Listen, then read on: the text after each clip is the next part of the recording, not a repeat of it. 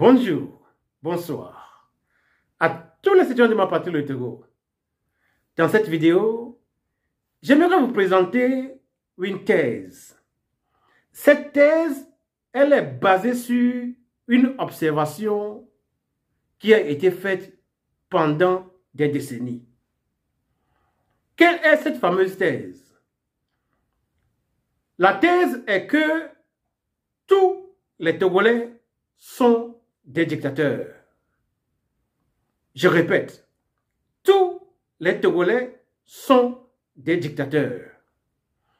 Je vais aller profondément dans la psychologie pour vous expliquer ma thèse.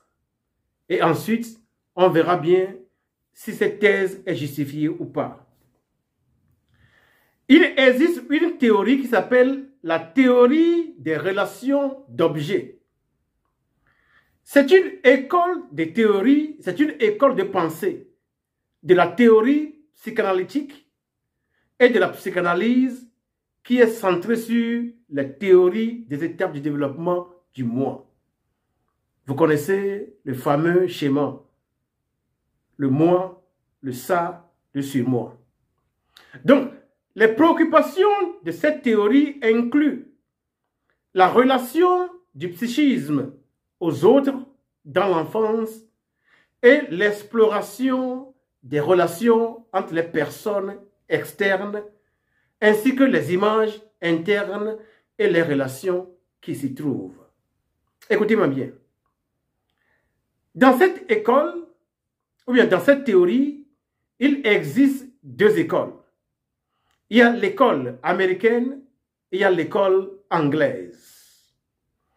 Les plus grands théoriciens, ou bien les théoriciens les plus populaires de la théorie de l'objet sont Melanie Klein, William Fairbairn et Donald Winnicott.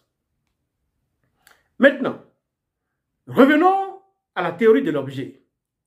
Selon le psychologue américain Mark R. McMinn, dans son livre intitulé Psychology, Theology and Spirituality, la théorie de l'objet stipule que les individus internalisent des rôles de l'enfance et les conservent en se traitant eux-mêmes et en traitant les autres de la même manière dont ils ont été traités dans la petite enfance. C'est là où je reviens à ma thèse de la dictature de tous les Togolais. Écoutez-moi bien.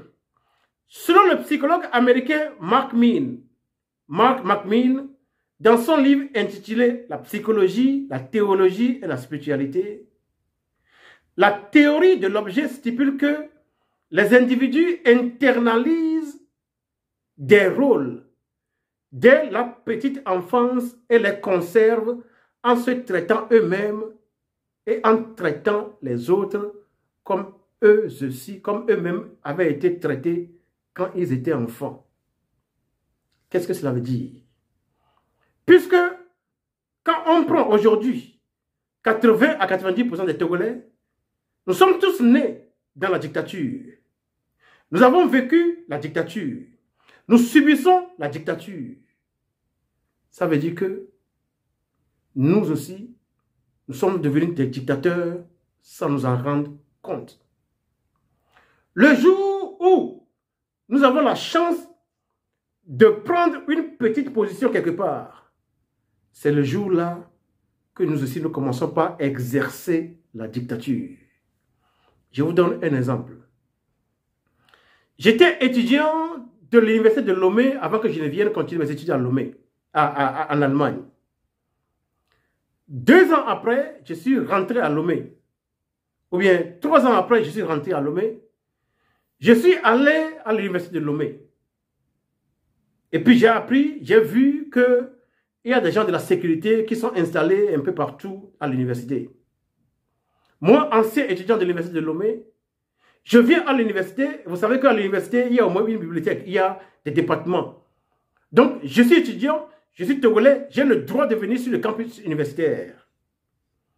Voilà que un monsieur qui sait à peine peut-être lire et écrire, qui veut m'interdire le passage là où je voulais aller à l'université de Lomé. Et quand j'ai essayé de lui parler, il ne voulait pas me comprendre.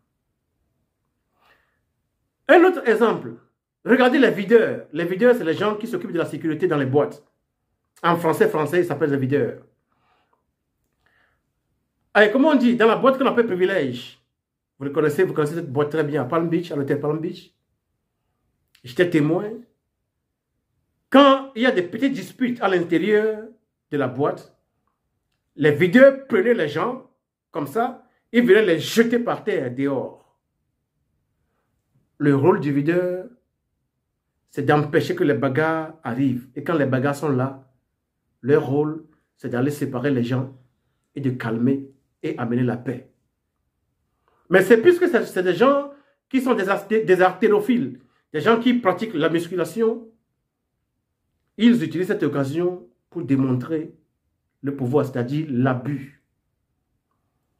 Puisque eux aussi, ils ont été abusés par la dictature que nous subissons au Togo. Quand le Togolais a une petite chance, il devient un dictateur. Mais la chance que nous avons, elle est décrite par McMinn. McMinn dit que, écoutez très bien, un enfant maltraité peut devenir un agresseur. Quand un enfant est maltraité, il peut devenir un agresseur. Parce que nous avons été maltraités pendant plus de 60 ans par la dictature du régime uni. Dès que nous avons une petite chance, nous devenons des agresseurs. Regardez un peu les policiers, les gendarmes et les militaires togolais. Dans leur formation, ils subissent des abus. Leurs droits humains ne sont pas respectés. Et quand ils finissent la formation, ils sont déversés dans les camps ou bien dans les rues. Vous voyez comment ils traitent les gens. Je vous l'ai dit, dans notre maison un jour, il y a un vendeur de motos et de vélos au grand marché. Il paraît qu'il a fait un recel. Les gardes de l'anti-gang sont venus entourer notre maison en civil. Il sonnait 17h, 18h quand le gars rentrait. À peine le gars est rentré dans la maison, les soldats anti-gang sont rentrés dans la maison. Ils sont allés dans sa chambre à coucher, ils l'ont fait sortir. Dans l'espace de 2 à 3 minutes, le sang giclait un peu partout. Est-ce que ça, c'est le rôle d'un soldat? C'est le rôle de la police ou bien de la gendarmerie? Non. Le rôle des policiers et des gendarmes, c'est de venir arrêter le receleur et de le présenter à la justice avec les preuves. Il appartient à la justice de le condamner afin que le gars puisse se retrouver en prison. Donc, les policiers et les gendarmes, les gens de l'anti-gang, je ne sais pas si ce sont des policiers ou bien si ce sont des gendarmes, en aucun cas, ils n'ont le droit de toucher le receleur. Ils peuvent l'arrêter, mais le mettre à la disposition de la justice. Il appartient à la justice de le juger, et s'il est coupable, on le met en prison. Mais quand le policier togolais, le gendarme togolais ou bien le militaire togolais intervient, il utilise souvent la violence. Comme le dit le psychologue américain Mark McMinn, un enfant maltraité peut devenir un agresseur. Quand vous maltraitez les gens, que ce soit dans les formations, à l'école, un peu partout, ils peuvent devenir des agresseurs latents. Le jour où ils trouvent une petite chance, ils vont exercer un pouvoir violent sur leurs concitoyens. Maintenant, comme je l'ai annoncé, McMinn dit que grâce à la thérapie, un enfant qui a été maltraité et qui est devenu violent ou bien agressif, grâce à la thérapie, un tel enfant peut racheter sa dignité et commencer à avoir de meilleures relations avec lui-même et avec les autres. Très souvent, les gens qui sont violents qui sont agressifs. Ils n'ont pas une bonne relation avec eux-mêmes. Quelqu'un qui n'a pas de bonne relation avec lui-même, on ne peut pas espérer d'une telle personne d'avoir un comportement humain envers les autres. Celui qui ne s'aime pas n'a pas ce qu'il faut pour aimer les autres. Voilà ce qui confirme ma thèse. Tous les Togolais sont des dictateurs. Quand on reconnaît cela, c'est qu'on a déjà payé la moitié du loyer. Le reste, c'est de se faire une thérapie. Reconnaître qu'on a subi la dictature pendant plus de 60 années. Tu ne peux pas avoir subi la dictature pendant plus de 60 ans sans avoir des séquelles de la dictature en soi. C'est peut-être dans ton inconscient. L'inconscient enregistre la dictature qui a été subie pendant plus de 60 années. Et quand le Togolais trouve une petite opportunité, c'est là où il révèle que son inconscient a été formaté par la dictature. Parce que lui-même, il a un comportement dictatorial. Subitement, il démontre un comportement dictatorial. Et ce que je dis, allez dans tous les secteurs de la vie publique ou bien de la vie privée au Togo, vous allez voir. Allez dans toutes les couches sociales du Togo et vous allez vous rendre compte de ce que je suis en train de dire. La dictature, elle est présente. Selon la théorie de l'objet, un enfant maltraité peut devenir un agresseur. Parce que l'individu dans l'enfance internalise les événements qui lui sont arrivés.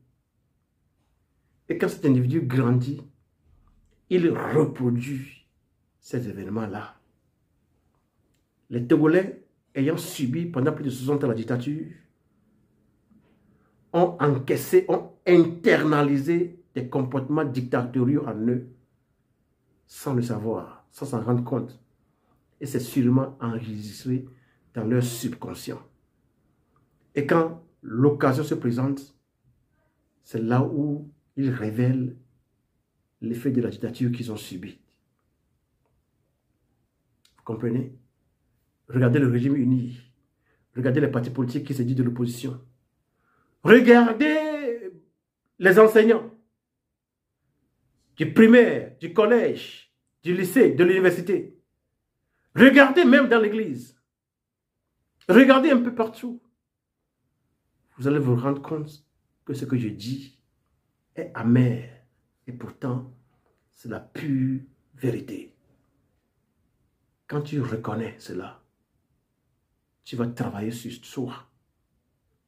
Après le travail, tu arriveras à te dépoussiérer. Ainsi, tu seras prêt à apprendre de nouveaux comportements. Un comportement bénévolent. Un comportement qui veut du bien aux autres. Un comportement qui ne fait pas subir sa puissance aux autres.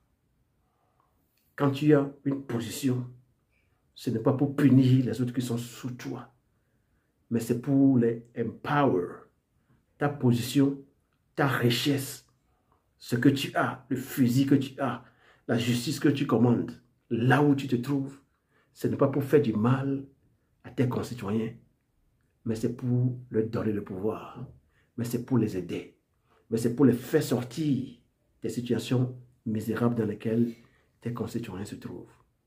Si tu fais le contraire, c'est que tu n'as pas encore compris que les effets de la dictature que tu as subie, ces effets sont dans ton subconscient et ils contrôlent ton comportement. Comme je l'ai souvent dit ici, la théorie, comment l'appelle-t-on? La psychologie, non, la cognitive, la thérapie cognitive dit que le comportement de l'individu, le comportement, c'est-à-dire le comportement, les sentiments et les émotions sont dirigés par la pensée. C'est pourquoi quand certaines personnes ont certains troubles mentaux, quand on les amène en thérapie, le thérapeute ou bien le thérapeute ne touche pas les émotions, les sentiments, mais il travaille à redresser la pensée. Quand la pensée est redressée, la pensée dysfonctionnelle est redressée, le comportement et le sentiment du patient changent automatiquement. Donc, c'est pourquoi je suis venu ici pour vous le dire. Afin que chacun se rende compte de ce qui nous est arrivé et de ce qui nous arrive. Il faudra des décennies pour travailler ce peuple. Le jour où ce régime ne sera pas là, il faudra des décennies pour amener notre peuple à un niveau de conscience tellement élevé que nous pourrons vivre en paix, dans toute quiétude. Nous pouvons vivre en harmonie entre nous. Parce qu'il est difficile aux humains de vivre en paix dans une société. Certains ont parlé de contrat social.